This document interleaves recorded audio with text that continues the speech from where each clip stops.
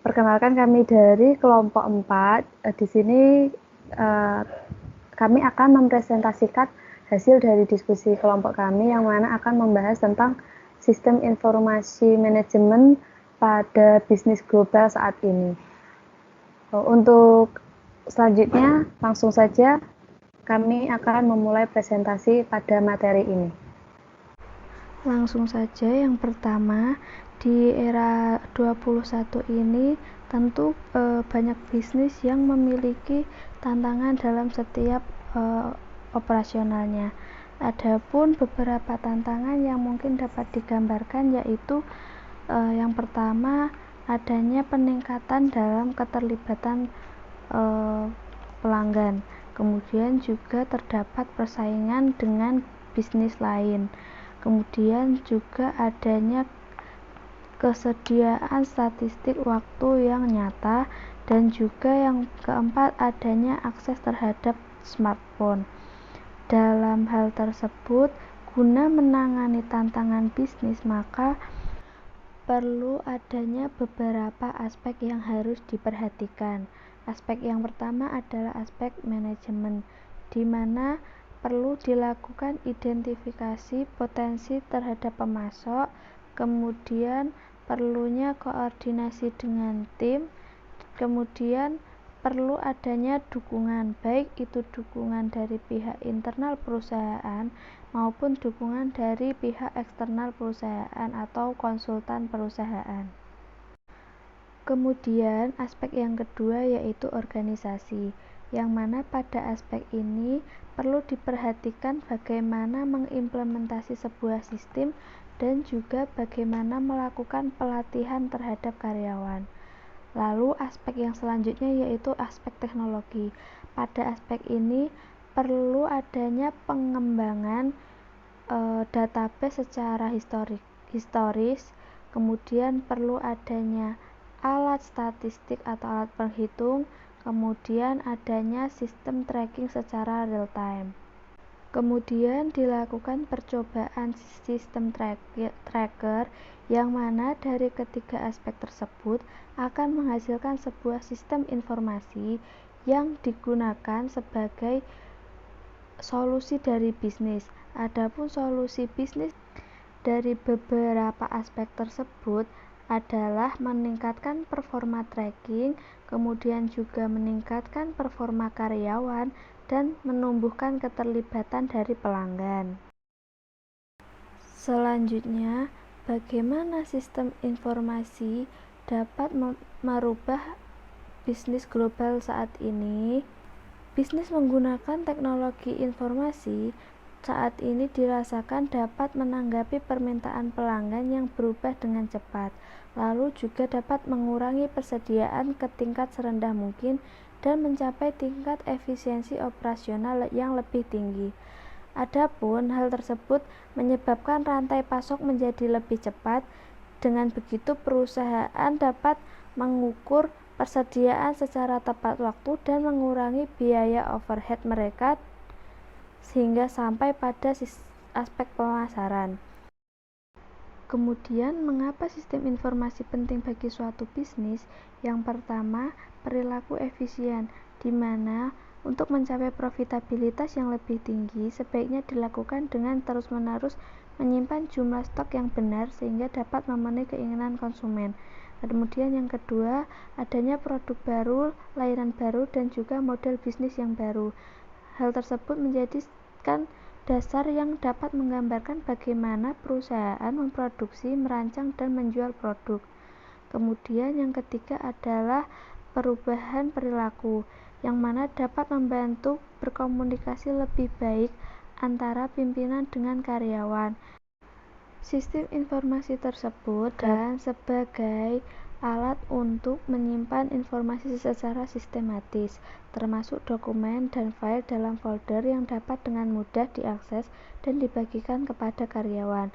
Nah, cara ini dapat digunakan sebagai sarana untuk mengawasi arus informasi antara manajemen dengan karyawan tingkat bawah. Selanjutnya, pembuatan keputusan dengan baik.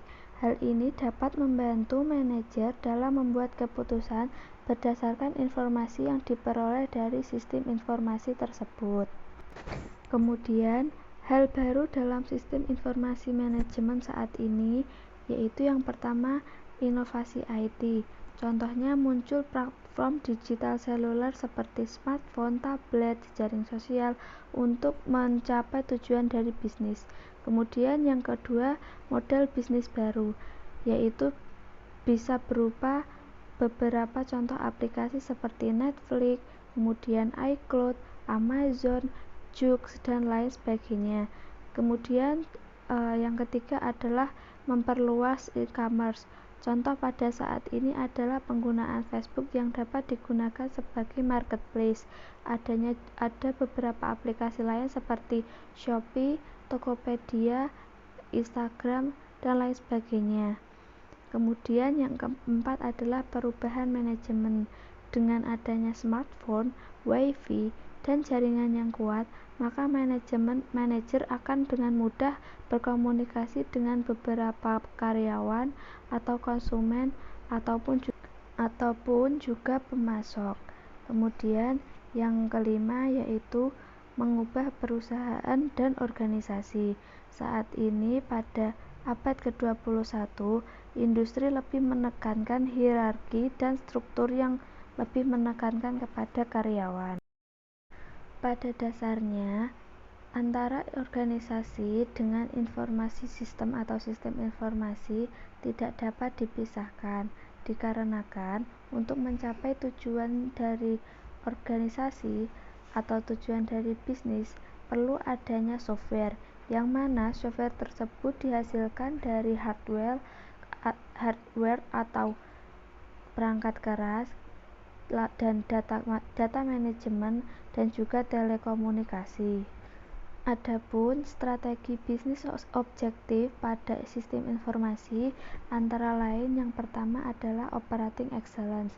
Bisnis terus berupaya untuk meningkatkan efisiensi operasional untuk mencapai profitabilitas yang tinggi. Sistem informasi manajemen adalah perangkat penting yang dapat membantu manajer dalam mencapai puncak efisiensi tertinggi. Selanjutnya yaitu produk baru, layanan baru, dan model baru. Sebagai contoh, adanya pergantian digital platform yang menggantikan kaset ke aplikasi online. Kemudian yang ketiga, adanya hubungan pelanggan dengan pemasok. Ketika sebuah bisnis benar-benar mengenal pelanggannya dengan melayani pelanggan yang baik, maka pelanggan juga akan merespon dengan baik. Hal ini dapat menambah kepercayaan pelanggan kepada bisnis tersebut, sehingga timbul keuntungan bagi bisnis, yaitu pelanggan akan tetap berlangganan pada bisnis tersebut. Begitu pula dengan pemasok. Apabila suatu bisnis memiliki hubungan baik dengan pemasok, maka bisnis tersebut akan memperoleh keuntungan. Sebagai contoh yaitu memperoleh beberapa informasi penting dari pemasok, kemudian adanya penurunan harga dari pemasok. Kemudian selanjutnya pengambilan keputusan yang lebih baik. Pada dekade ini, manajer menggunakan data melalui SIM atau sistem informasi manajemen sebagai pembuat keputusan. Contoh, sistem yang memberi informasi kinerja karyawan, sehingga dapat membantu manajer dalam mengambil keputusan untuk melakukan promosi, demosi, dan lain sebagainya terhadap karyawan tersebut. Selanjutnya yaitu keunggulan kompetitif, yang mana contohnya memberi biaya yang lebih sedikit untuk produk unggulan, kemudian menanggapi pelanggan dan pemasok, sehingga menimbulkan penjualan bisnis meningkat dan lebih tinggi daripada pesaing lainnya. Kemudian yang terakhir yaitu survival, yaitu kelangsungan hidup atau kebutuhan berbisnis pada setiap organisasi. Oke, terima kasih atas kesempatan yang diberikan kepada kami untuk melanjutkan pemaparan mengenai sistem informasi. Jadi, apa itu sistem informasi? Sistem informasi adalah sebuah komponen yang saling terkait, yang mana diawali dengan mengumpulkan terus memproses, terus menyimpan dan mendistribusikan informasi itu untuk pengambilan keputusan dan pengendalian dalam suatu organisasi. Ya. Sistem informasi juga dapat digunakan untuk menganalisis masalah, memvisualisasikan subjek yang kompleks, dan membuat produk baru. Ya. Sistem informasi terdiri dari informasi itu tersendiri, yang mana informasi itu adalah data atau fakta mentah yang membentuk menjadi bentuk yang berguna bagi manusia. Jadi informasi adalah sebuah data atau fakta yang mentah. Seperti contoh di slide ini selanjutnya. Ada data dan information. Nah, yang di sebelah kiri itu data, yang mana data itu dari sebuah kasir dengan transaksi-transaksi yang ada. Di situ menunjukkan kode 311 adalah sebuah produk sabun yang mana ada beberapa transaksi yang terdata di situ. Ya, oleh sistem informasi bisa digunakan atau diproses menjadi informasi yang berguna. Ya, salah satunya di sini ada informasi berkaitan item tadi, item sabun nomornya adalah 331. Description-nya berupa produk sabun. Jadi dari data yang ada di dalam transaksi di mesin kasir itu bisa kita tarik menjadi informasi berapa jumlah sabun yang terjual, berapa hasil dari penjualan sabun. Nah, itu fungsi dari sistem informasi. Jadi data dapat menjadi sebuah informasi yang berguna. Ya. Untuk slide selanjutnya, penggambaran atau di sini proses yang dilalui pada proses informasi sistem. Jadi proses yang terjadi di dalam sistem informasi. Ya, kegunaannya sangat banyak, baik itu bagi supplier, customer, badan pengawas, pemegang saham maupun pesaing. Jadi sistem informasi ini sangat dibutuhkan oleh semuanya. Di sini untuk prosesnya seperti yang tadi sudah disinggung, ada input, yaitu proses pengumpulan data, kemudian melalui proses, jadi ada klasifikasi, ada calculating, ada analisis juga di situ di dalam prosesnya dari data yang telah diinput, kemudian diolah, kemudian hasilnya menjadi output informasi yang dibutuhkan. Nah, dari output informasi itu akan berputar kembali bisa menjadi input data. Jadi output dari sistem informasi itu bisa digunakan sebagai data input kembali karena sifatnya dia feedback. Jadi secara terus menerus. Ya. Itulah fungsi dari sistem informasi. Selanjutnya, slide selanjutnya adalah sistem informasi lebih dari komputer. Jadi kaitannya di sini, sistem informasi itu lebih dari komputer. Jadi bukan segalanya di komputer.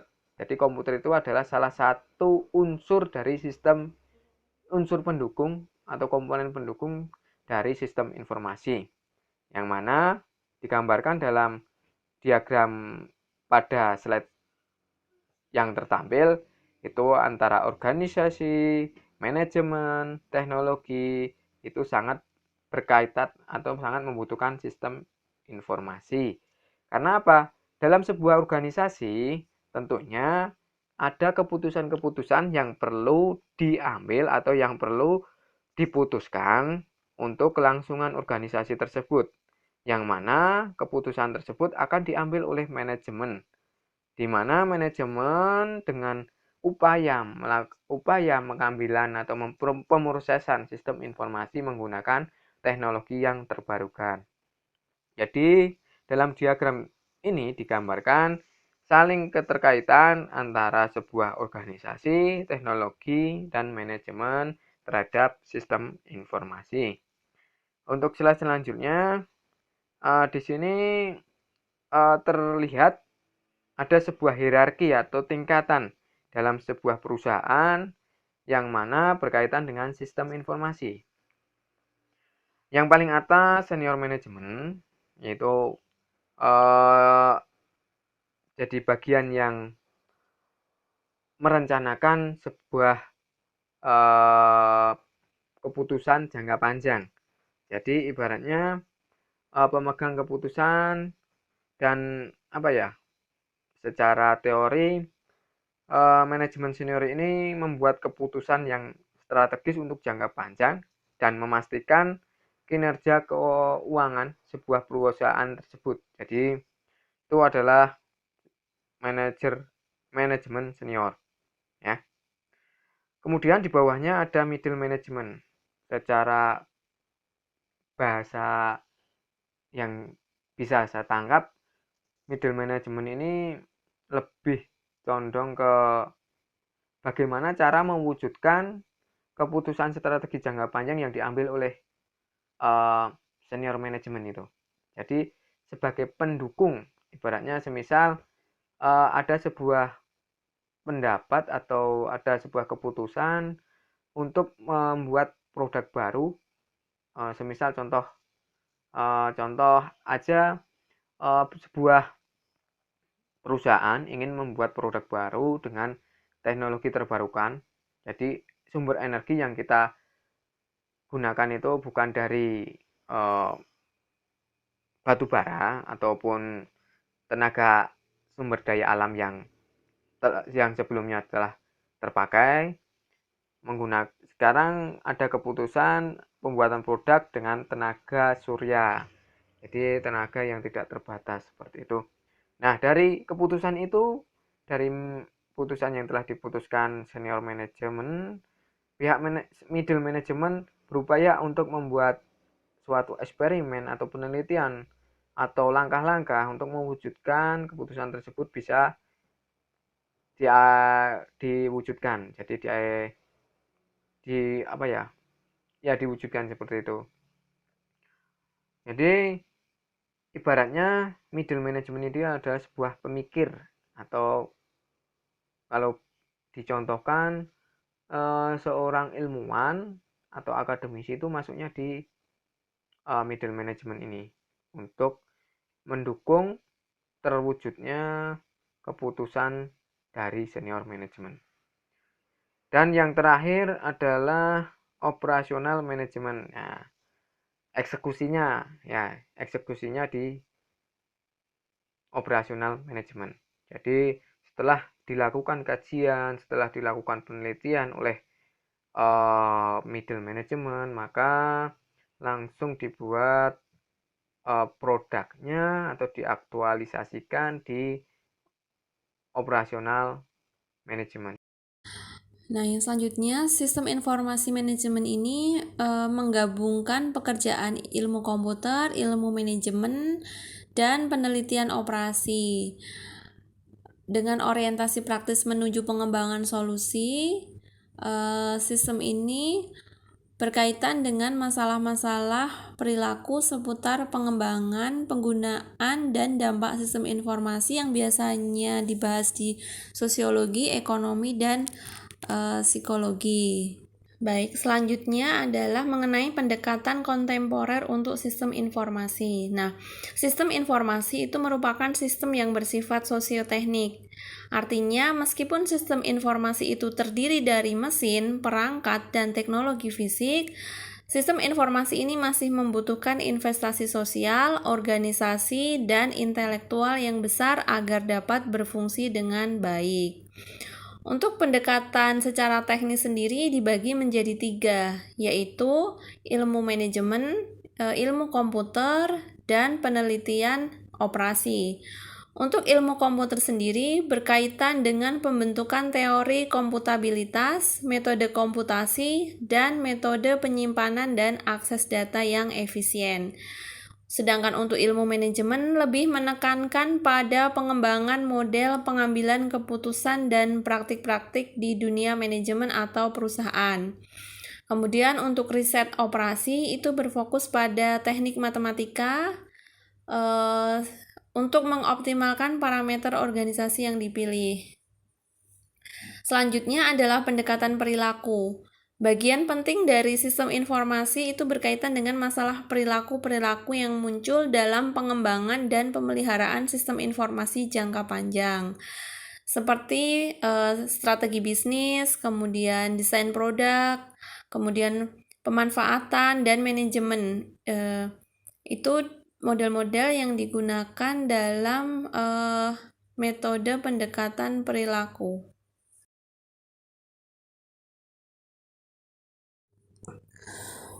Untuk pendekatan perilaku ini contohnya adalah ilmu sosiologi, psikologi, dan ekonomi. Contoh, misalnya seorang sosiolog akan mempelajari sistem informasi itu untuk pandangan bagaimana kelompok dan organisasi itu bisa mempengaruhi individu, kelompok, dan organisasi.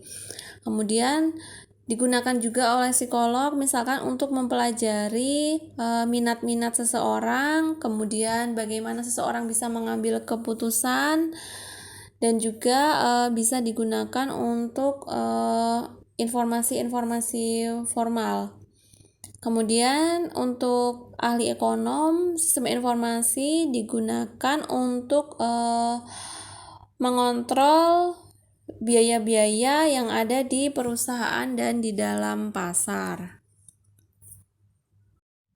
Yang terakhir adalah mengenai penggabungan sistem sosial dan teknik. Di sini contohnya kalau di manufacturing memiliki suatu struktur organisasi, kemudian memiliki karyawan ya di sini sebagai people-nya, sebagai sistem sosial. Contohnya di sini misalkan pegawai admin menggunakan SAP dalam penginputan data. Nah, data-data itu diinput ke dalam PC, yang dimana PC-nya itu kan terdiri dari komponen-komponen hardware, software, kemudian bekerja menghasilkan suatu input output data. Itu sebagai technical system. Jadi antara people, structure, physical system, dan kemudian task ini bekerja sama, saling berkaitan. Jika salah satu sistem tidak berfungsi, maka sistem informasi manajemen ini juga tidak akan bekerja dengan baik. Baik, cukup sekian presentasi dari kelompok kami. Terima kasih atas perhatiannya. Terima kasih. Wassalamualaikum warahmatullahi wabarakatuh.